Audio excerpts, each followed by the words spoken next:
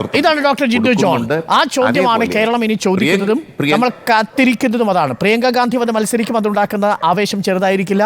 രാഹുൽ ഗാന്ധിയുടെ സാന്നിധ്യം ഉണ്ടാക്കുന്ന ആവേശം ചെറുതായിരിക്കില്ല. ഇപ്പോൾ നിങ്ങൾക്ക് സംഘടനാപരമായി ലഭിച്ചിരിക്കുന്ന ഉണർവ് ചെറുതല്ല.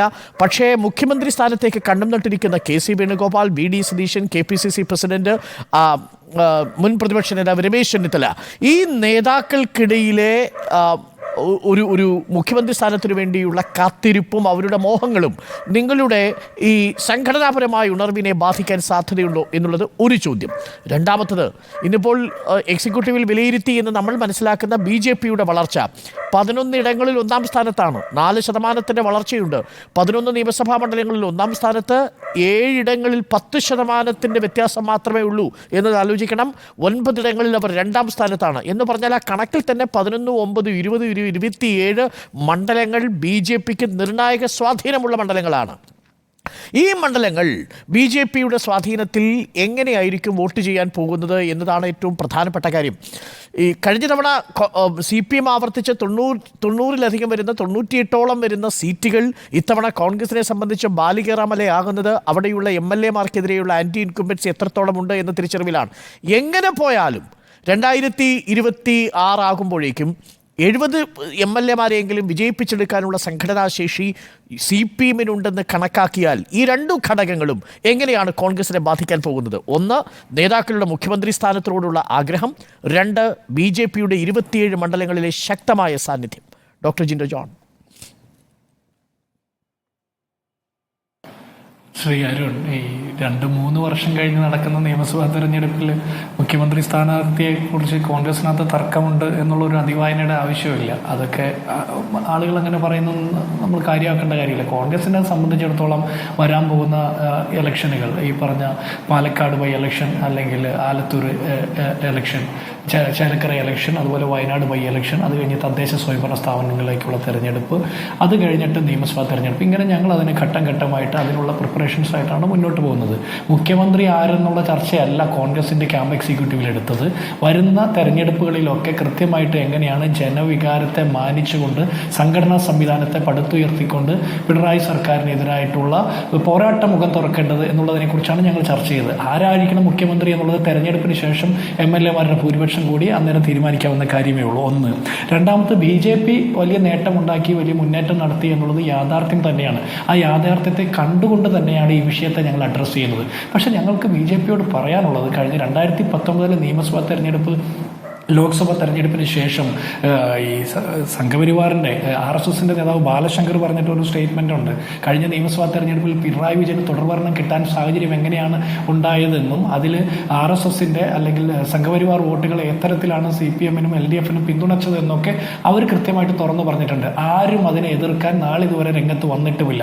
അപ്പോൾ കോൺഗ്രസിനെ ഭരണത്തിൽ നിന്ന് അകറ്റി നിർത്തുക എന്നുള്ള ബി.ജെ.പിയുടെ എക്കാലത്തെയും പ്രഖ്യാപിത ലക്ഷ്യത്തിന് വേണ്ടിയിട്ട് അവർ പിണറായി വിജയനെ പിന്തുണച്ചു, തുടർഭരണത്തിന് വേണ്ടിയിട്ടുള്ള ശ്രമങ്ങൾ നടത്തി എന്നുള്ള യാഥാർത്ഥ്യവും നമ്മുടെ മുമ്പിലുണ്ട്. ഇവിടെ ഞങ്ങളുടെ പ്രശ്നം, ഈ ജനങ്ങൾ കഴിഞ്ഞ 8 വർഷമായിട്ട് കേരളത്തിലെ ജനങ്ങൾ പറയുന്ന അവരുടെ പരിവേദനങ്ങൾക്ക് അതിന് മറുപടി ഉണ്ടാക്കി കൊടുക്കുക എന്നുള്ള. ആരാ ഒരു കമ്മ്യൂണിസ്റ്റ്?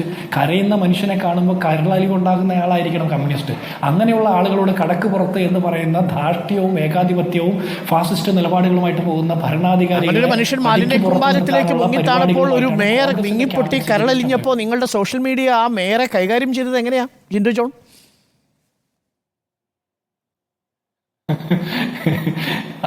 അരുൺ, അതിൽ നമ്മൾ മേയറുടെ വിങ്ങിപ്പൊട്ടൽ ഒന്നുമല്ല നമ്മുടെ വിഷയം. എന്നാലും അത് പറയണോ വേണ്ടതെന്ന് എനിക്ക് ഒരു ആലോചനയുണ്ട്. എന്നാലും ഇത് പറയാതെ പോയാൽ ശരിയാവില്ല. മേയർ, ആ മനുഷ്യൻ മാലിന്യത്തിൽ വീണ് മരിക്കുമ്പോഴല്ല വിങ്ങിപ്പൊട്ടേണ്ടത്. ആ മേയറെ പോലുള്ള ആളുകൾ അവർ എടുക്കേണ്ട നിലപാടുകൾ എന്തായിരുന്നു എന്നൊക്കെ കഴിഞ്ഞ ദിവസങ്ങളിൽ നിങ്ങൾ ഉൾപ്പെടെയുള്ള മാധ്യമപ്രതിനിധികളും കേരളത്തിലെ ജനപക്ഷം മുഴുവൻ ചർച്ച ചെയ്തിട്ടുള്ളൊരു കാര്യമാണ്. ഞാൻ ചോദിക്കട്ടെ, കേരളം ഇത്രത്തോളം വികസിച്ചു, 1-ാം നമ്പർ കേരളമാണെന്ന് പറയുന്ന ഒരു കാലഘട്ടത്തിലാണ് ഒരു കാനയിൽ മാലിന്യ കൂമ്പാരത്തിൽ മനുഷ്യ വിസർജ്യമടക്കം വരുന്ന മാലിന്യ കൂമ്പാരത്തിൽ ഒരു മനുഷ്യൻ ഇറങ്ങി ക്ലീൻ ചെയ്യേണ്ട ഗതികേട് ഉണ്ടാകുന്നത്. അതിന് ഉത്തരവാദിത്തം പറയേണ്ടത് ഇത് ഭരിക്കുന്ന സംവിധാനങ്ങളാണ്.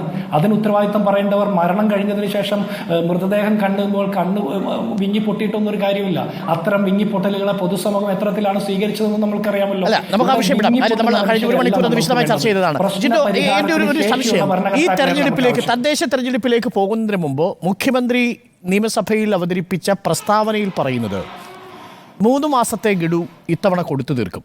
എല്ലാ മാസത്തെയും പെൻഷൻ കൃത്യമായിട്ട് കൊടുക്കും. കുടിശ്ശികയുള്ളതിൽ 3 മാസം ഇപ്പോൾ കൊടുക്കും. 2 മാസത്തെ കുടിശ്ശിക 2025-26 കാലഘട്ടങ്ങളിൽ കൊടുത്തു തീർക്കും. എന്ന് പറഞ്ഞാൽ തദ്ദേശ തെരഞ്ഞെടുപ്പ് നടക്കുമ്പോൾ 3 ഗഡുക്കൾ പൂർണ്ണമായും കൊടുത്തു തീർക്കും. 2 ഗഡുക്കൾ മാത്രമേ കുടിശ്ശിക ഉണ്ടാവത്തുള്ളൂ. അപ്പോൾ ഒരു വീട്ടിലേക്ക് 1200 രൂപ വെച്ച് 2 പെൻഷൻ കുടുംബങ്ങൾ ഉണ്ടെങ്കിൽ 4800-ഉം 4800-ഉം 9600 രൂപ ഈ തെരഞ്ഞെടുപ്പിന് മുമ്പ് പെൻഷൻ്റെ കുടിശ്ശിക വിതരണം ചെയ്ത് CPM പഞ്ചായത്ത് തലത്തിൽ വോട്ടഭ്യർത്ഥിക്കാൻ ചെല്ലുമ്പോൾ അവരുടെ നേരെ ചിരിച്ചുകൊണ്ടല്ലേ വോട്ടർമാർ നിൽക്കൂ? സാധ്യതയില്ലായിരുന്നു. കഴിഞ്ഞ 5 മാസക്കാലം ഈ മനുഷ്യരെ എങ്ങനെയാണ് ജീവിച്ചതെന്ന് ഈ സർക്കാർ അന്വേഷിച്ചിട്ടുണ്ടോ? തദ്ദേശ സ്വയംഭരണ തെരഞ്ഞെടുപ്പുമായി ബന്ധപ്പെട്ട് 3 മാസത്തെ പെൻഷൻ കൊടുക്കുമെന്ന് മുഖ്യമന്ത്രി പ്രഖ്യാപിക്കുന്നു. കൊടുത്താൽ നല്ലത്, കൊടുക്കണം എന്ന് തന്നെയാണ് നമ്മുടെ ആവശ്യവും ആഗ്രഹവും. പക്ഷെ ഞാൻ ചോദിക്കട്ടെ, ഈ 3 മാസത്തെ പെൻഷൻ കൊടുക്കുമ്പോൾ അതിനു മുമ്പ് ഈ മനുഷ്യർ 5 മാസക്കാലവും 8 മാസക്കാലവും എങ്ങനെ അവരുടെ ജീവൻ നിലനിർത്തിയെന്ന് ഈ സർക്കാരിന്റെ മുമ്പിൽ എന്തെങ്കിലും പഠനരേഖകളുണ്ടോ? അതില്ലല്ലോ. ആ മനുഷ്യരെങ്ങനെയാണ്, ഒരു ഗതിയും പരഗതിയും ഇല്ലാത്ത മനുഷ്യർക്കാണ് പെൻഷൻ കൊടുക്കുന്നത്. ആ മനുഷ്യരുടെ ജീവൻ നിലനിർത്താൻ വേണ്ടിയിട്ട് അവരോടിയിട്ടുള്ള നെട്ടോട്ടങ്ങളെ കേരളത്തിന്റെ മുഖ്യമന്ത്രി അടക്കമുള്ള മന്ത്രി പരിവാരങ്ങൾ കണ്ടിട്ടുണ്ടോ? ഇവർ അതിന്റെ നടുവിലൂടെ 1,05,00,000 ആഡംബര വാഹനത്തിൽ യാത്ര നടത്തി. ഈ വരാൻ പോകുന്ന തിരഞ്ഞെടുപ്പിന്റെ സമയത്ത് CPM മുന്നോട്ട് വയ്ക്കാൻ പോകുന്ന നെറേറ്റീവ് ഇങ്ങനെയായിരിക്കും: ജനക്ഷേമ പ്രവർത്തനങ്ങളിൽ നിങ്ങൾ ഉമ്മൻചാണ്ടി സർക്കാരിനെയും പിണറായി സർക്കാരിനെയും വിലയിരുത്തൂ. നിങ്ങൾക്ക് കിറ്റ് നൽകിയത്, നിങ്ങൾക്ക് പെൻഷൻ നൽകിയത്, നിങ്ങളുടെ മക്കൾക്ക് സ്കൂളിൽ മികച്ച സ്കൂളുകൾ നൽകിയത്, മികച്ച ആശുപത്രി സംവിധാനങ്ങൾ നൽകിയത് ഏതു സർക്കാരാണ് എന്ന തരത്തിലൊരു വിലയിരുത്തൽ നടത്തിയാൽ സ്വാഭാവികമായും ജിൻഡോ ജോൺ വോട്ടർമാർ പിണറായി വിജയനിൽ വിശ്വാസം അർപ്പിക്കുമോ എന്നതാണ് എൻ്റെ ചോദ്യം. ഒരു കാരണവശാലും ഇല്ല അരുൺ. ഒരിക്കൽ മാത്രമേ കേരളത്തിലെ ജനങ്ങൾക്ക് തെറ്റുപറ്റൂ. പിന്നീട് ആ തെറ്റാവർത്തിക്കുന്ന അത്ര മൗഢ്യരാണ് കേരളത്തിലെ ജനങ്ങൾ.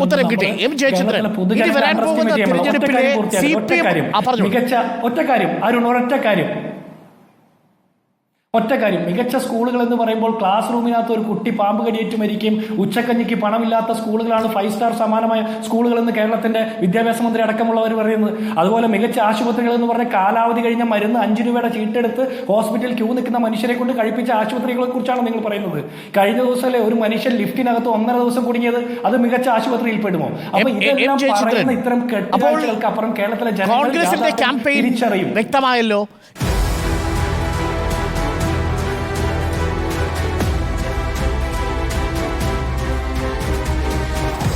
Debate with Arun Kumar.